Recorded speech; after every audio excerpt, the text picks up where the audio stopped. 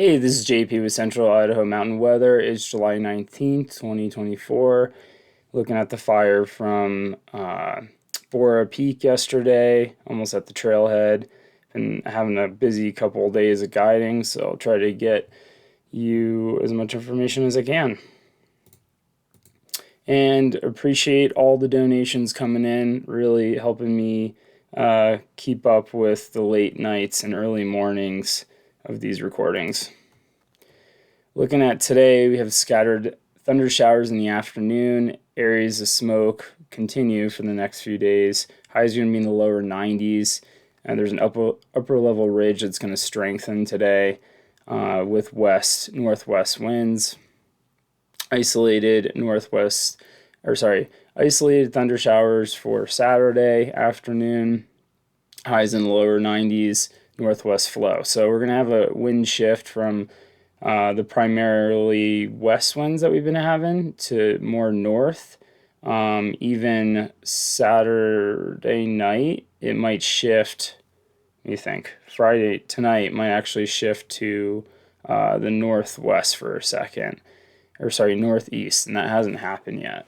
So we'll see what happens. Usually winds are cooler or calmer at night. And then we're going to have hot and smoky conditions that continue with monsoonal moisture kind of feeding the everyday afternoon thunder showers. Looking ahead or looking around at temperatures, we are in the upper 50s in the Wood River Valley, much warmer morning, in the mid 40s for Stanley. Looking at the satellite reel here, we have not too much happening. We have high pressure overhead here. High pressure spins clockwise. And what's happening with that is the monsoonal moisture is kind of getting pushed around the high like this. So every afternoon we have that moisture kind of feeding in, and that's with the daytime heating is kicking off those afternoon thunder showers. Let's look at the HRRR forecast and talk about those thunder showers, where we're going to find them.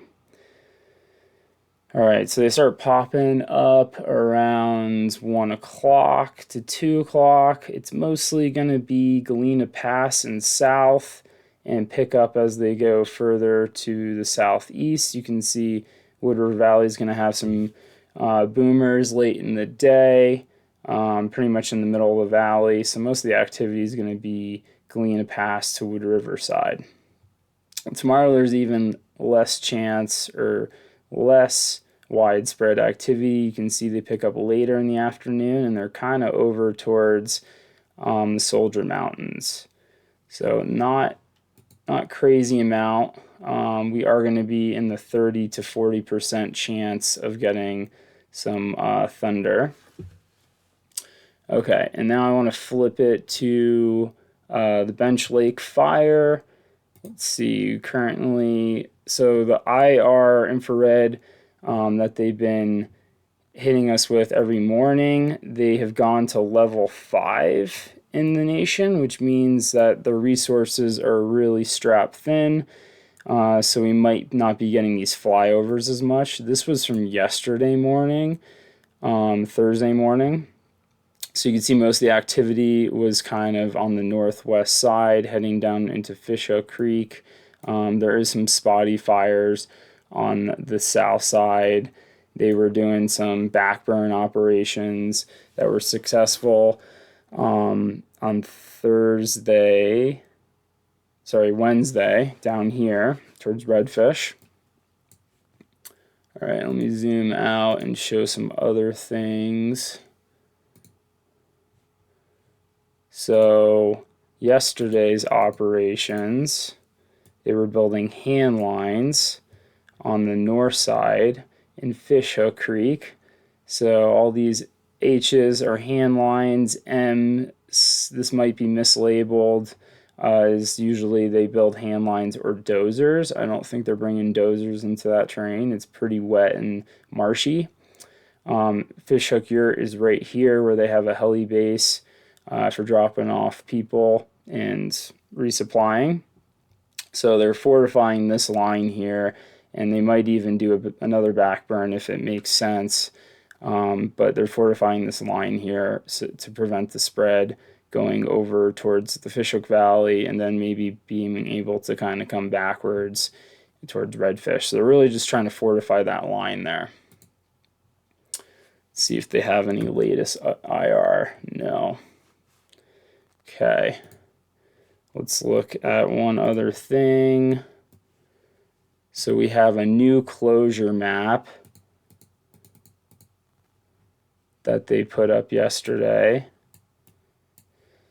So now they extended over into kind of the Marshall Lake area. This is Alpine Trail. So now it's closed all the way over there, kind of near Williams Yurts in this vicinity over here.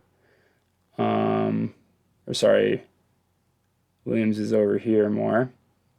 Over into Williams Peak and Thompson. So bigger area of closure now. Please heed those warnings and closures and stay out of those zones. Okay, what else we got going on?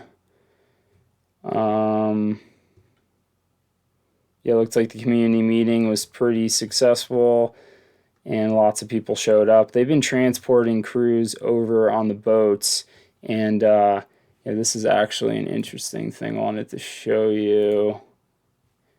Okay, so they haven't been putting, this is a different map, but the containment line is on the southeast side here. So where it hit the Redfish Lake, they're able to call that contained. I think they're at 8% as of yesterday. So they're kind of setting crews in here, I think, to kind of fortify all the lines in here and try to probably reach this containment back here, since this area is not as hot right now, just kind of has scattered fire, especially in this zone. It's pretty talused up by these lakes here.